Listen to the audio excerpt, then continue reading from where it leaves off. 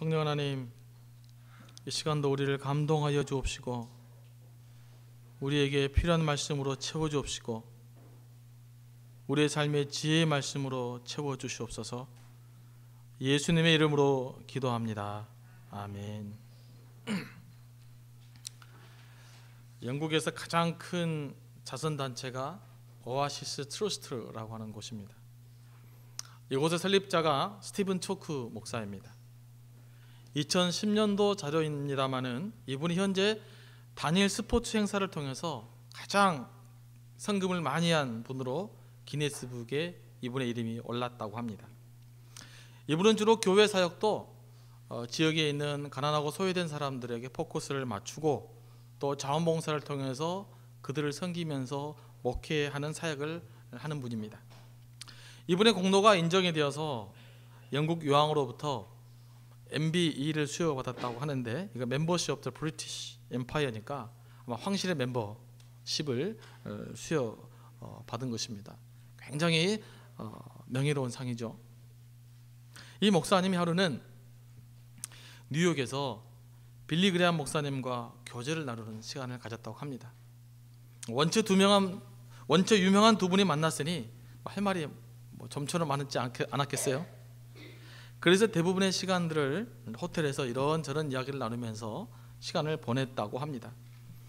이제는 자리를 떠나야 될 시간이 되어져서 이 스티븐 초크 목사님이 빌리 그레함 목사님에게 마지막으로 부탁을 드렸습니다. 목사님, 저에게 꼭 필요한 말씀이 있으면 한 말씀 마무리해 주십시오.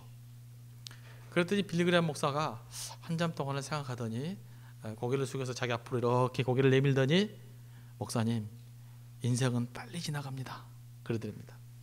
그래서 이 스티븐 초크 목사님이 조금 더 멋있는 말을 드려야 되는데 뭐 다 아는 이야기잖아요. 그래서 조금 표정이 좀 이상했나 봐요. 그랬더니 빌리 그레함 목사님이 다시금 가까이 와서 이렇게 이야기를 하더랍니다. 목사님, 인생이 정말 빨리 지나갑니다.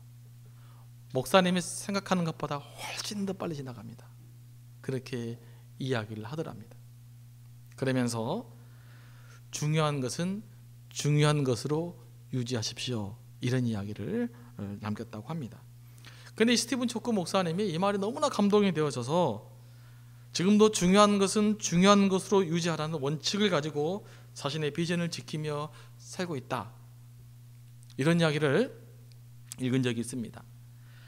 빌리 그레함 목사님은 이 목사님에게 인생이 너무 빨리 지나가니까 우리 삶에 있어서 가치 있고 소중한 일일수록 더 중요하게 여기며 살라고 조언하고 있는 것입니다. 한 번뿐인 인생을 좀 더 가치 있고 좀 더 소중한 일에 투자하며 살라는 말입니다. 인생을 좀 더 가치 있는 일에 우선순위를 두며 살라는 것입니다. 여러분, 자동차를 새로 산 적 있으시죠? 참 사람들이 자동차를 새로 사면 신경 엄청 씁니다. 저도 우리 교회가 새로 차가 바뀌다 보니까 신경이 많이 쓰더라고요. 저는 주차하는 것부터 신경 쓰이더라고요. 이전에는 아무 데나 주차했는데 차가 좀 새 차다 보니까 긁힐까 싶어서 껴있는데 주차 안 하고 차가 없는 자리에도 일부러 가서 주차를 하게 되어지는, 혹시 차가 기세가 날까 싶어서. 근데 만약에 뭐 중고차라도 운전하다가 누가 갑자기 차를 긁어 놓는다든지 페인트를 벗겨 놓는다든지 좀 상하게 되면 속상해서 잠이 안 와요. 제가 지난번에 제 탑니다마는 맥도날드 커피 1달러짜리 사 먹으러 갔다가 이게 맥도날드 봉에 차가 걸렸어요. 그래서 페인트가 확 벗겨졌죠. 굉장히 속상하더라고요. 야, 1달러짜리 커피 한 잔에 도대체 이게 뭐냐?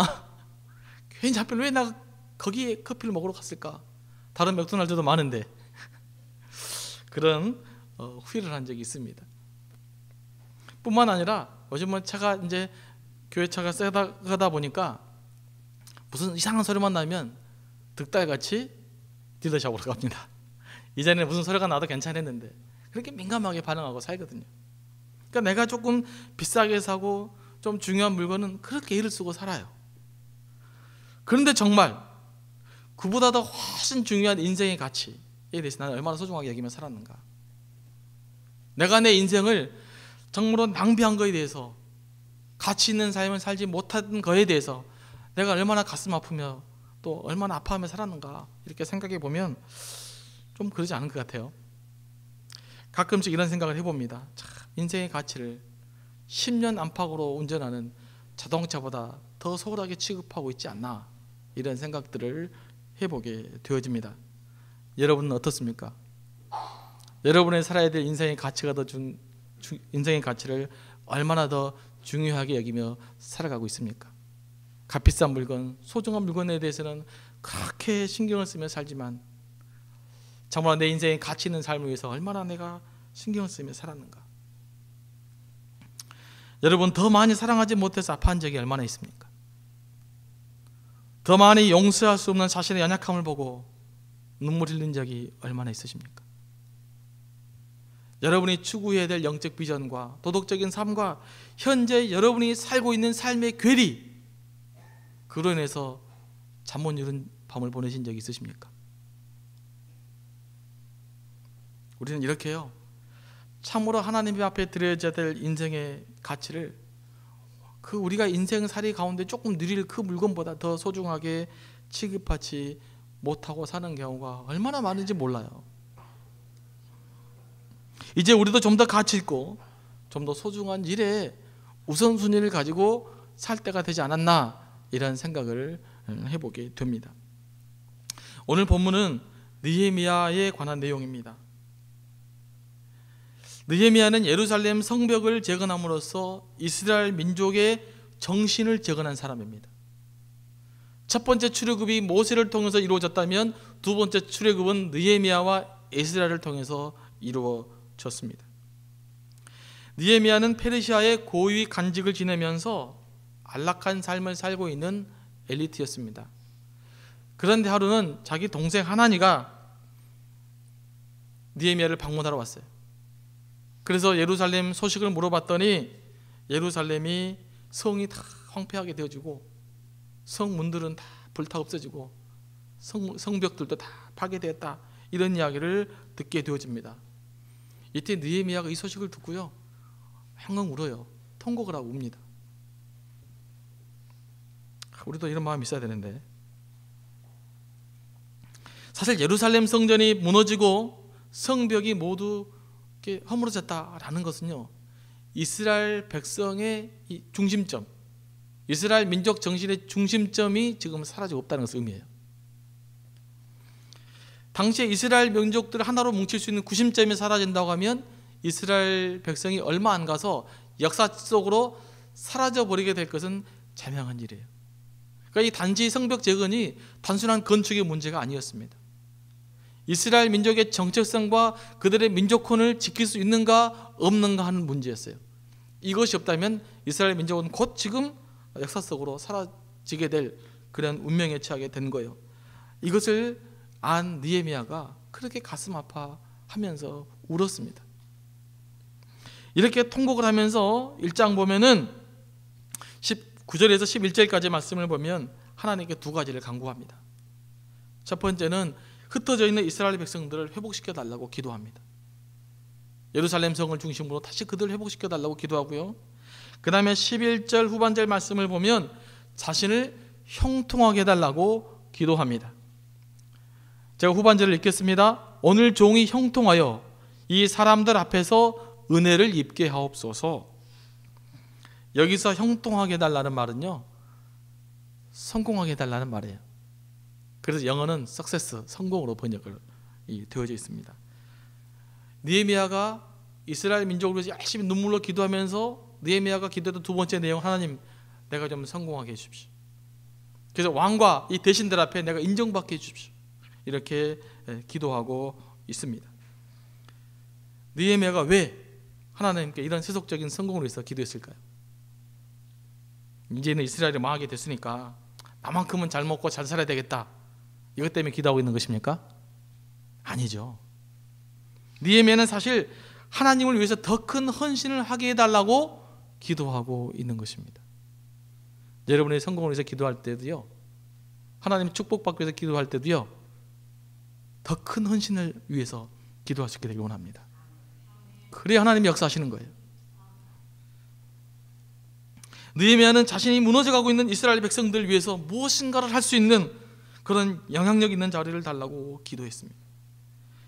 이스라엘 민족 재건에 이바지할 수 있는 리더십을 달라고 기도한 거예요.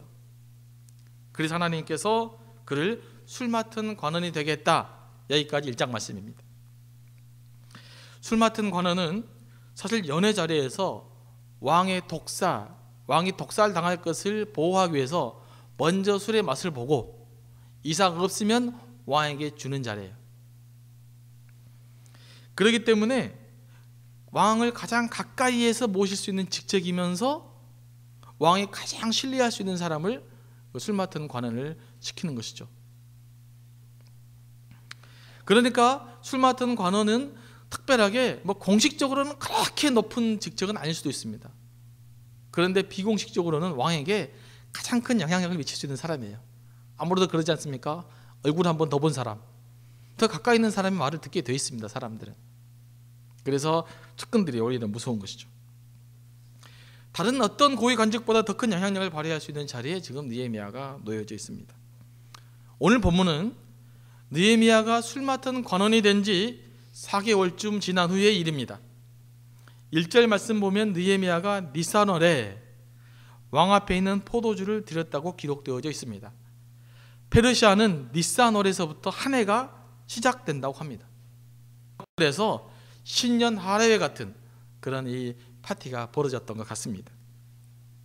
이때 느헤미야가 연회석 앞에서 왕 앞에 포도주를 드리는데 느헤미야 얼굴에 근심이 꽉 차 있었어요. 누구나 알아차릴 수 있도록 왕이 금세 알아차린 거죠. 여러분, 잔치가 벌어지고 있는데 술 맡은 관원장이 인상을 팍 쓰고 슬픈 얼굴 쫙 나타내면서 그걸 드리면 왕이 기분이 좋겠습니까? 사실 이 행위는요, 매우 위험한 행위예요.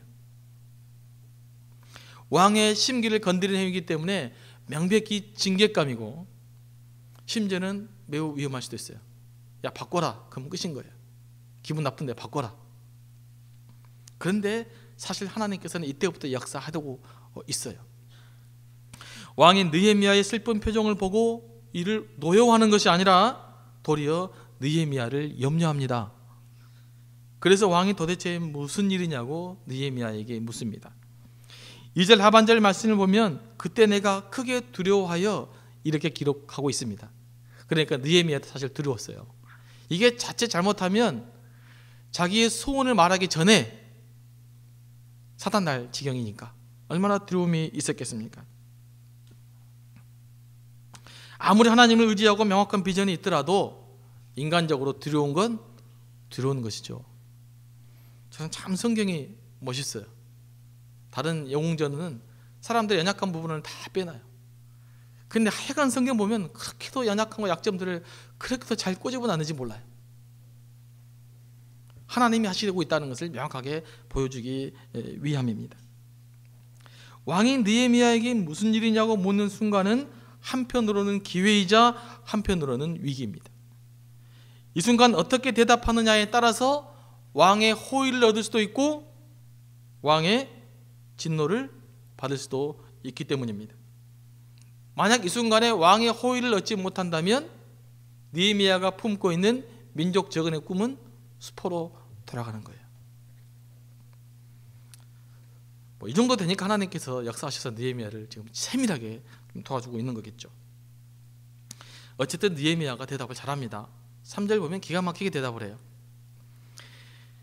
내 조상들의 묘실이 있는 성읍이 이제까지 황폐하고 성문이 불탔사오니 내가 어찌 얼굴에 수심이 없사오리이까. 당시 사회에서 고향에 있는 조상들의 묘실이 불타버렸다라는 것은 매우 수치스러운 일이고 매우 안타깝고 아픈 일이에요. 그러니까 수심이 나 있는데 뭐 다른 이유를 내지 않고 또 뭐 이스라엘이니 뭐니 그런 말을 하지 않고 내 고향, 바로 그곳에 있는 내 조상들이 묻혀있는 곳이 불타버렸어요. 곳이 없어졌습니다. 그래서 내가 지금 이렇게 슬픕니다 라고 이야기를 하고 있는 것입니다. 왕이 듣고 보니까 그 이야기가 이해할 만해요. 그래서 왕이 또 굉장히 잘 이해하게 됩니다. 그러면서 왕이 느헤미야에게 그럼 네가 원하는 것이 뭐냐라고 물어요. 드디어 느헤미야가 위기를 벗어나는 순간입니다. 이제는 느헤미야에게 기회가 온 것입니다.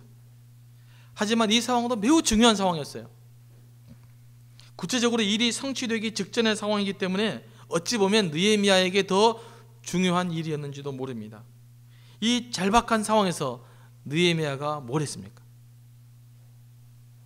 인간의 지혜를 동원하는 것이 아니라 하나님께 기도했습니다. 4절 말씀 보면 왕이 내게 이르시되 그러면 내가 무엇을 원하느냐 하시기로 내가 곧 하늘의 하나님께 묵도하고.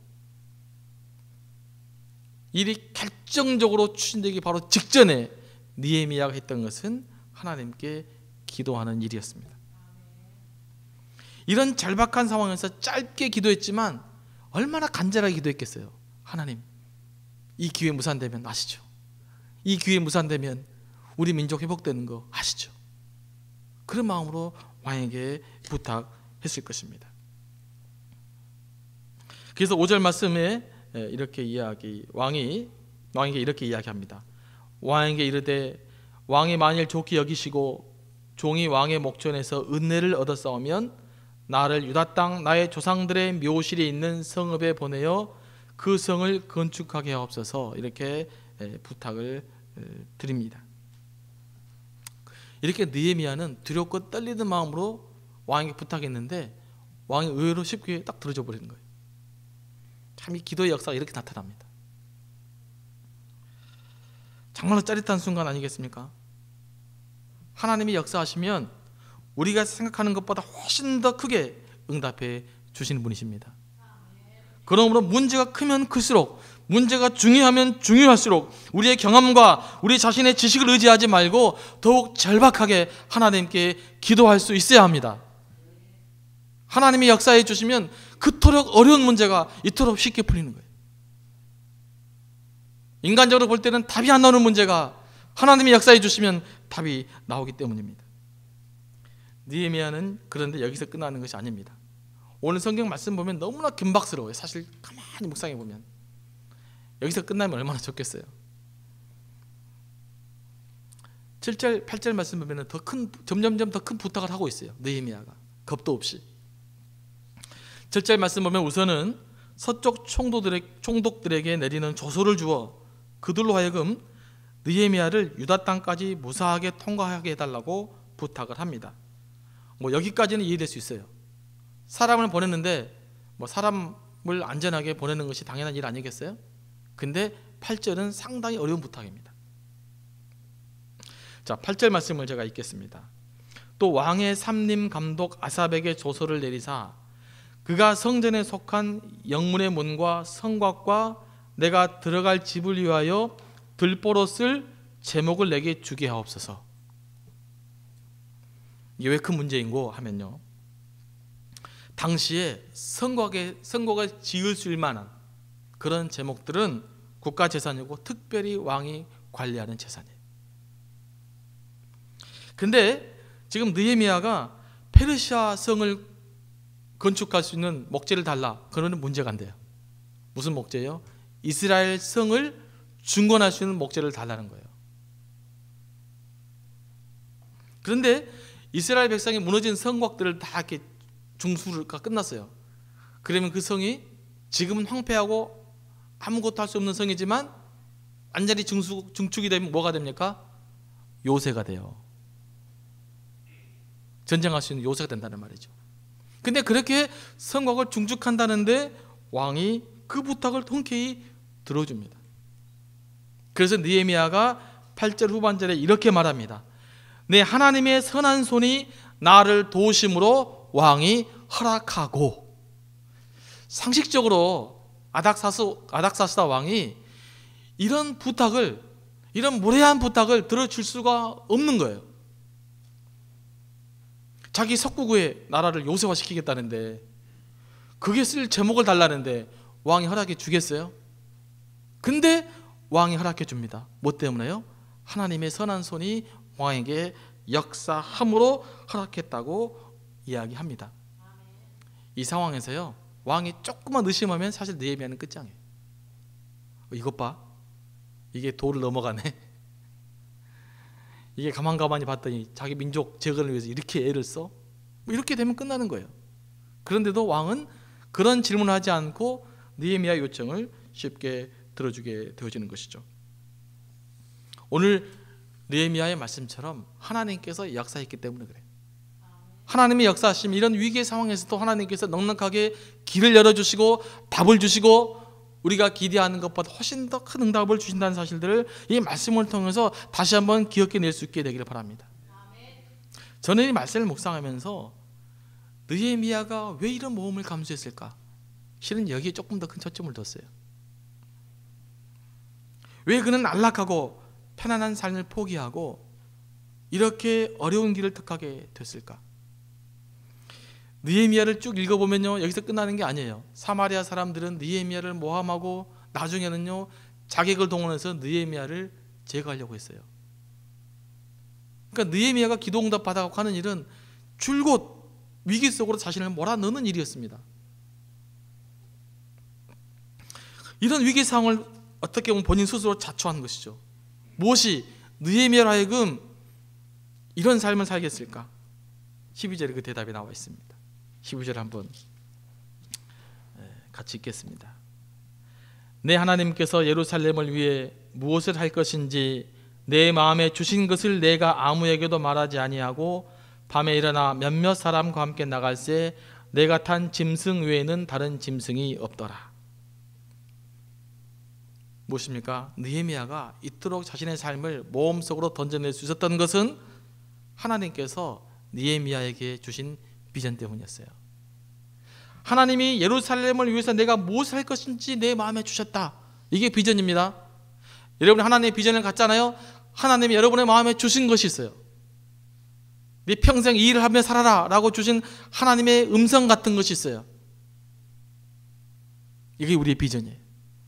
이 비전이 명확하다 보니까 느헤미야는 위험 속으로 자신을 내어 던질 수 있었던 것이죠. 느헤미야는 성공을 위해서 기도했지만 그 성공의 결과물로 느헤미야가 했던 것은 오히려 더 큰 모험 속으로, 더 큰 위험 속으로 자신을 내어 던지는 것이었단 말이죠.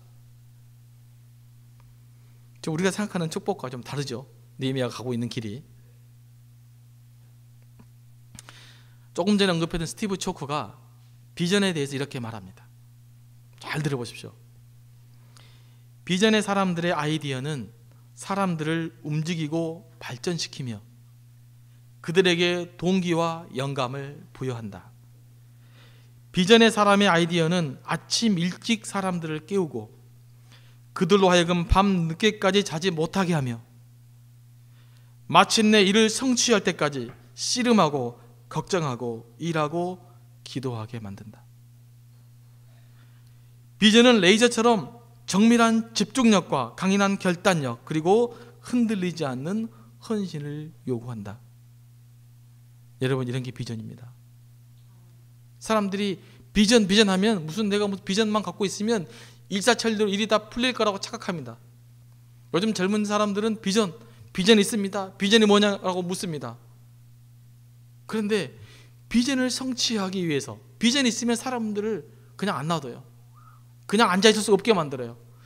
훨씬 더 많은 일을 하게 만들고 훨씬 더 많은 모험을 겪게 만들고 훨씬 더 많은 도전을 하게 만듭니다. 그게 비전입니다.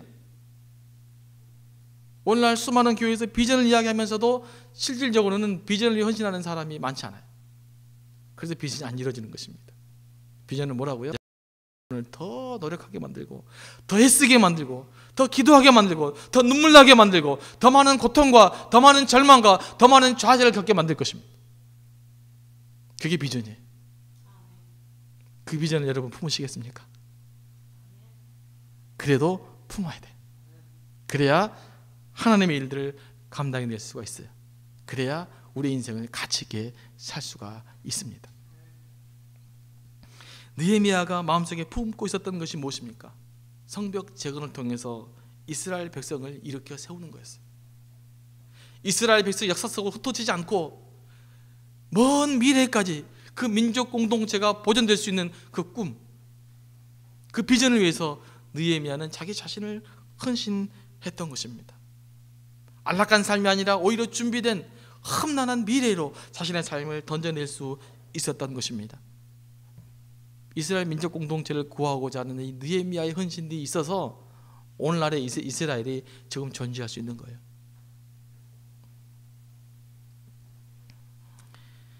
오늘 교회도 이 느헤미야와 같은 헌신자들이 필요합니다. 느헤미야의 시대가 이스라엘 민족성을 회복시키는 것이 가장 중요한 일이었다고 한다면, 저는 오늘 시대에 우리 교회가 감당해야 할 가장 중요한 일이 뭘까? 사실 이 고민은 올해 표를 정할 때 심각하게 고민해 봤던 거예요. 결국은 사람을 살리고 세우는 일이어야 된다는 거예요. 한 사람 한 사람 살리고 한 사람 한 사람 세워서 그들로 하여금 예수 그리스도의 정신을 품고 이 땅 가운데 그리스도가 살아있다고 하는 것은, 인류의 소망의 예수 그리스도라고 하는 것을 명확하게 보여주는 일입니다. 이 일들이 가장 우리가 해야 될 가치 있는 일이라고 생각합니다. 여러분, 이 일들을 위한 비전들을 여러분의 삶 가운데 품어낼 수 있게 되기를 원합니다. 빌리 그레함 목사님의 말씀처럼 우리의 인생은 정말로 우리가 생각하는 것보다 훨씬 더 빨리 지나갈 것입니다. 조금 지나면 어쩌면 저희들이 오늘날 하면서 오늘 내일 하면서 병상에 누워 있을 날이 곧 다가올 것입니다. 그 전에 우리의 인생을 가치 있게 만들어야 됩니다. 그 전에 우리의 삶을 단 한 번이라도 가치 있는 삶 속에 한번 투자해보고 인생을 마무리해야 되지 않겠습니까? 그냥 이대로 인생을 끝내면 너무 억울하잖아요.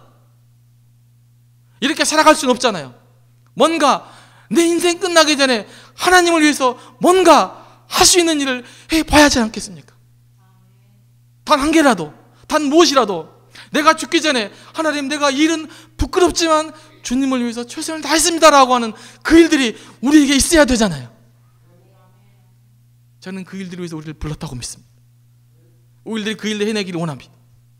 그래서 단 한 번뿐인 인생, 너무나 빨리 지나가 버린 인생, 아무런 소득이 없는 일에 우리 인생을 다 낭비하지 말고 하나님을 위해서, 누군가의 생명을 위해서 그들을 살리고 그들을 세우고 예수 그리스도가 우리의 소망임을 다른 사람들에게 나누며 그렇게 살아갈 수 있게 되기를 원합니다. 저는요, 하나님 왜 여러분을 이곳에 보냈을까? 왜 이 미국 땅에 보냈을까? 하나님이 왜 여러분을 이곳에 보낸 것 같아요? 한국에 있었으면 지금보다 잘 살았을지 몰라요. 하나님의 사명 때문에 그래. 저는 우리가 단 한 사람이라도 이곳에 죽어가는 생명을 구할 수 있다면 저는 그곳으로 미국에서 살면 족하다고 믿습니다. 그러지 않습니까? 예수의 소망을, 예수의 생명을, 그리스도가 우리의 인류 유일한 희망임을 우리가 나눌 수만 있다면 어쩌면 그 일들을 위해서 우리를 이곳에 부르신 줄로 믿습니다. 편안히 살면 안 되니까. 편안히 살면 그냥 그 편안함 속에 그냥 지나버릴 것 같으니까 여러분 이곳에 끌어내신 거예요. 훈련시키는 것입니다. 느헤미야처럼 우리를 고난의 환경 속으로 몰아넣은 것입니다. 우리에게 뭐라고요? 좀 더 가치 있는 일을 해라고. 예수 그리스도의 생명을 나누는 삶을 살아라고. 이 삶 가운데 응답하시며 하나님께 나아가는 여러분이 될 수 있게 되기를 원합니다. 기도하시겠습니다.